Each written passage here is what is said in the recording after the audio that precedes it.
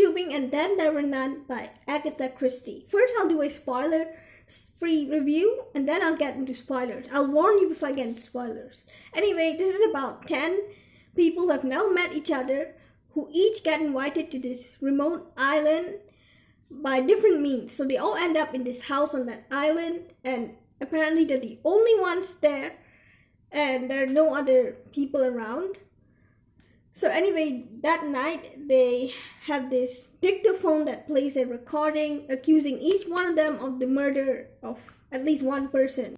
And soon they begin getting killed one by one as they race against time to try and figure out who is doing it, whether it's one of them, whether it's someone else on the island, or a supernatural force, as they try to as they try to also protect themselves from being next.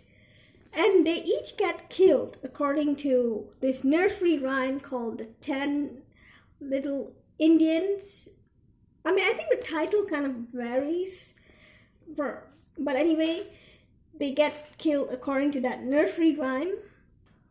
This is Agatha Christie's most famous book, if I'm not mistaken, and it's her Darkers. I really liked it. Now, I'm not sure if I like this style better or if I like the regular whodunit better. So, part of me thinks I like this style better, part of me thinks I like that better, but I might just like both in different ways. But anyway, I really love this book. It was slightly creepier than a regular murder mystery. Even I'm kind of scared at night, honestly, a little bit. But anyway, I think this is kind of fast-paced. I like how it doesn't drag before the mystery begins. I like the investigation and how they try to figure out what's going on and the discussions that they have and how each one of them has some sort of explanation for the murder that they were accused of. And you have to kind of guess what actually happened, like is this person telling the truth, how innocent or how guilty these people are. I like all the twists and turns in this book and how it keeps you guessing. But I think I would have liked this better if a YouTuber didn't spoil this for me. Like, that was this YouTuber who was reviewing another book. So I didn't expect she's going to spoil a different book. But she spoiled this book without any warning. Okay, getting to spoilers. If you don't want spoilers, please skip to the timestamp on screen. But anyway, like I said, this YouTuber kind of spoiled the ending for me.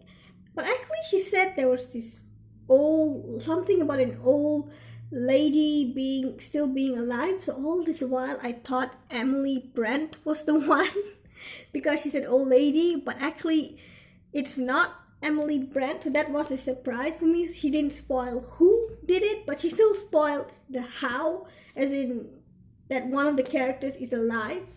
That part was spoiled for me, that one of the dead characters is actually alive.